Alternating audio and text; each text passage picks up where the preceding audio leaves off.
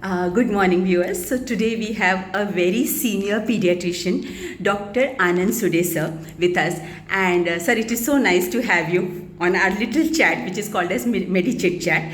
And before we start, I want you to introduce yourself. Hi, good morning to you all. I am Dr. Anand Sude. I've done my MBBS from KJ Somaiya Medical College and I've done my MD from JSS Mysore Medical College, Mysore. So it's been how many years now that It's more than 15 to 18 years of experience in pediatrics. I'm currently in Navi Mumbai as a pediatrician. Alright. I think you are based in Sanpada, na? Yes. Very nice. So we just wanted to know कि अभी the other day I was listening to a radio an announcement where WHO has shown some concern about rising cases of measles, जिसको गोवर भी कहते हैं ना हिंदी में. तो उसके बारे में हमारे जनरल दर्शकों को किस तरह का नॉलेज होना चाहिए? First of all, I would request everyone not to panic for this situation. Okay. These situations of measles outbreaks are going on and off since so many years. Like it was seen in USA in 2001, then 16, 2010, and now.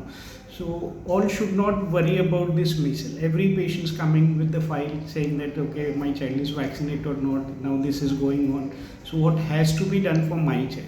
So first of all, I request you all not to get panicked first. Second, go through your immunization records. If your child has been immunized properly at the age of 9 months, 15 months and 4.5 months with measles or MMR vaccine, then you should not worry because your presentation of the same disease would be little modified one. It would not be serious as what you hear in the newspaper. Okay. It will just have asymptomatic features, mild symptoms and it will recover fast. Sir अगर यही थोड़ा सा हिंदी या मराठी में general population के लिए आज brief में अगर आप बता देते तो. पहले तो आपको डरना नहीं है. फर्स्ट थिंग, आपने वैक्सीन लिया है तो आप निश्चिंत बैठिए, खाली रिकॉर्ड्स चेक कर लीजिए. अगर किसी को और डर लगता है तो उनको जाके टाइटर्स करने हैं, एंटीबॉडी टाइटर्स रहते हैं मीजल्स के अगेंस्ट, वो जाके करने हैं. अगर वो अच्छे लेवल पे है तो किसी को पैनिक होने की ज़रूरत नहीं. The most things is that you should be worried for other things. The children who are below 1 year, मतलब जो 1 साल से छोटे हैं, जो अभी तक एक्सपोज नहीं हो चुके हैं उस वायरस को और उन्होंने वैक्सीन नहीं ली जी, तो वो क्लास का जो लोग हैं उनके लिए ये सब बहुत तकलीफें देने वाले. तो you have to be very cautious. आपको सुचेत रहना है. जो लोगों को सर्दी खांसी है, सिंपल सर्दी, नाक बह रहा है, खांस रहा है, बुखार है,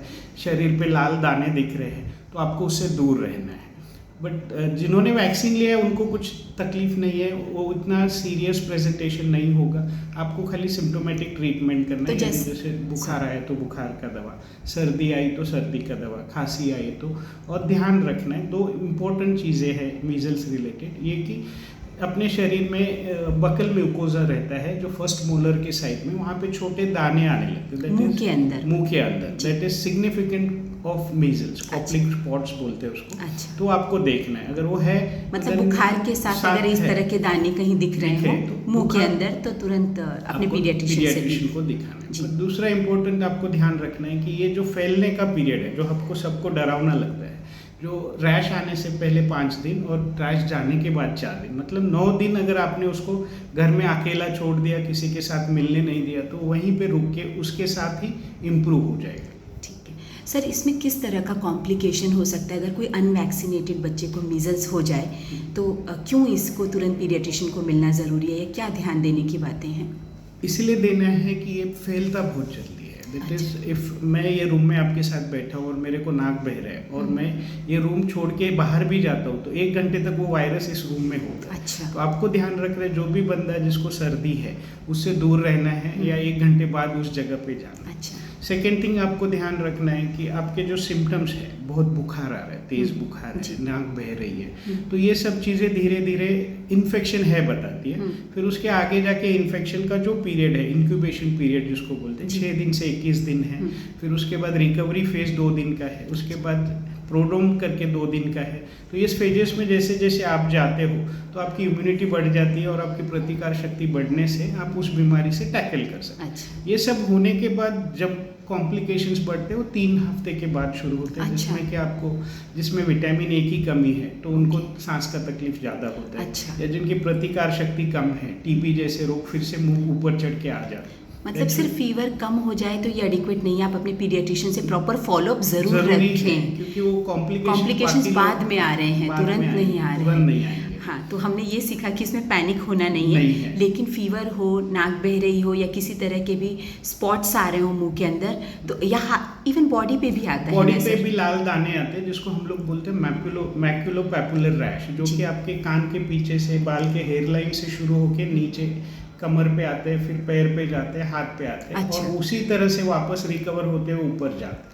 ठीक है तो ये आपको ध्यान रखना है और ये सिग्निफिकेंट है मीजल्स के लिए। सर, एक छोटा सा जस्ट जाते जाते कि ये MMR का वैक्सीनेशन एक नॉर्मल इम्यूनाइजेशन शेड्यूल में कब आता है बच्चों के लिए? यूजुअली ये MMR या वैक्सीनेशन का इम्पोर्टेंस इतना है कि ये सीरो कन्वर्शन जो हम बोलते हैं कि टीका लेने के बाद उसकी प्रतिकार शक्ति कितनी बढ़ती है, जी। तो मीजल्स के साथ ये सबसे ज़्यादा है वर्ल्ड में, दैट इज मोर देन 97%। अच्छा। तो आपको ये ध्यान रखना है उसके लिए कि आपको टीके लगाने हैं। जी। अभी टीके हम लोग क्यों नहीं लगाते पहले 9 महीने में, क्योंकि माँ के पेट में जब आप रहते हो तो माँ की प्रतिकार शक्ति की वजह से आपको प्रोटेक्ट किया जाता है 3 से 9 महीने तक। ओके। तो पहला टीका 9 महीने के बाद आता है जो गोवर का टीका बोलते हैं, जी। मीजल्स। अभी गवर्नमेंट ने उसको इम्प्रोवाइज करके MMR किया है। जी।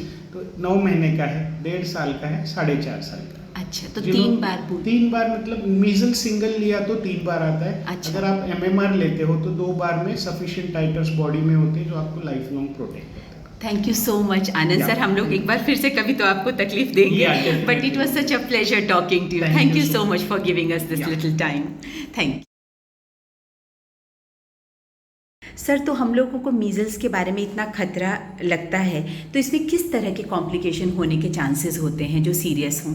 इसमें बहुत सारे कॉम्प्लिकेशंस होते हैं। शुरू में हमको पता करना है कि हम लोग का प्रतिकार शक्ति कैसा है। मेरा प्रतिकार शक्ति अच्छा है तो मेरी बॉडी उसको रिएक्ट करेगी और ज़्यादा तकलीफ नहीं है।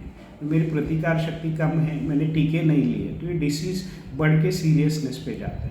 जैसे कि आपका नाक से आँख से खून आना, जिसको हम लोग ब्लैक मीजल्स बोलते हैं, जो Okay. आजकल नहीं दिखता है पर वो एक ड्रेडेड कॉम्प्लिकेशन है। अच्छा। दूसरा फेटल कॉम्प्लिकेशन, जिसमें जान जाने की खतरा है, उसको हम लोग निमोनिया बोलते हैं, जिसमें ब्रोंकियोलाइटिस, ट्रूप और लैरिंगोट्रकियोमलेशिया जैसे चीज़ें होती हैं जिसमें सांस की तकलीफ होती है। सांस में जैसे हमने अभी रिसेंटली देखा माइक्रोवैस्कुलर ब्लड क्लॉट्स होते हैं, वैसे मीजल्स की वायरस की वजह से होके जाइंट सेल निमोनिया हो। Okay. इन्फिल्ट्रेट्स जिसको बोलते हैं, वो लिम्फ नोड्स और लिम्फ मतलब अंदर तक फैल सकता है लंग में? फैल सकता है डीप तक, और अच्छा। फिर बच्चे को वेंटिलेटर लग सकता है या फिर अच्छा। बाकी चीज़। मतलब लंग का मेजर कॉम्प्लिकेशन हो सकता है। कॉम्प्लिकेशन है जिसमें ज़्यादातर बच्चे एक्सपायर होने के रीज़न लंग है। और दूसरा एक रीज़न है जिसमें बच्चों अधू हो सकता है, वो है मेनिंजाइटिस। अच्छा। It is ADM, acute Okay. Disseminated encephalomyelitis है, ये- और SSP है जैसे सब स्क्लेरोसिंग पैन एन्सेफेलाइटिस, अच्छा। जिसमें कि अच्छा खासा चलता हुआ बच्चा सडनली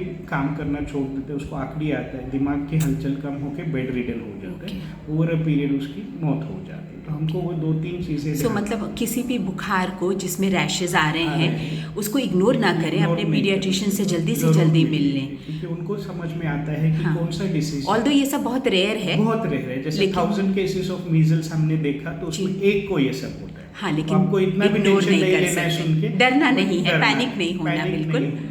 लेकिन एक बार अपने पीडियाट्रिशियन के अच्छे फॉलोअप में बच्चे को जरूर रखें। प्लस जो हमारी प्रतिकार शक्ति की बीमारी है जैसे जी। ट्यूबरकुलोसिस, मीजल्स होने के बाद ट्यूबरकुलोसिस फेयर अप होता है, Okay. तो हमको वो भी देखना है। जी। बाकी छोटी छोटी चीज़ें जिसमें हमारा प्रतिकार शक्ति कम है, जैसे विटामिन ए की कमी है, तो वो ऊपर चढ़ जाता है और उसकी वजह से फिर आँख की तकलीफें शुरू अच्छा। होती हैं। तो रेगुलरली विटामिन ए लेना, जो आपके पीडियाट्रिशियन आपको गाइड करेंगे। सर, एक छोटा सा क्वेश्चन था कि जो लोग अपना जिनका वैक्सीनेशन MMR का हुआ है, मीजल्स का वैक्सीन लिया है, क्या उनमें भी मीजल्स पाया जा सकता है? जिन्होंने वैक्सीन लिया उनमें पाया जाता है, उसको बोलते हैं मॉडिफाइड मीजल्स और atypical measles. Okay. Modified measles जहाँ पे आप बिना टीका लिए वायरस इन्फेक्शन होके आपकी खुद की प्रतिकार शक्ति जागरूक हो गई है, और फिर दूसरा आपने किल वैक्सीन लिया है, जी। तो वो एटिपिकल मीजल्स होते हैं। इसमें आपको मीजल्स के लक्षण होते हैं पर जीव जानलेवा नहीं होता। अच्छा, मतलब बहुत माइल्ड Mild वैरायटी होते का हैं। जैसे रहेगा। बाहर हमको जैसे मौसम चेंज होता है तो सर्दी खांसी होते हैं, वैसे सिंपल सिस्टम्स में होते हैं सर्दी खांसी, थोड़ा खांसी 2 दिन और हम ठीक हो जाते जी। हैं। तो ये ज़रूरी है कि हम सबको वैक्सीन लेना है। परफेक्ट। तो मतलब अपना वैक्सीनेशन का शेड्यूल Schedule बिल्कुल भी मिस ना बिल्कुल करें, नहीं miss और कुछ भी तकलीफ हो तो अपने पीडियाट्रिशियन से ज़रूर संपर्क Yes. करें। Thank you so much Anand sir for thank this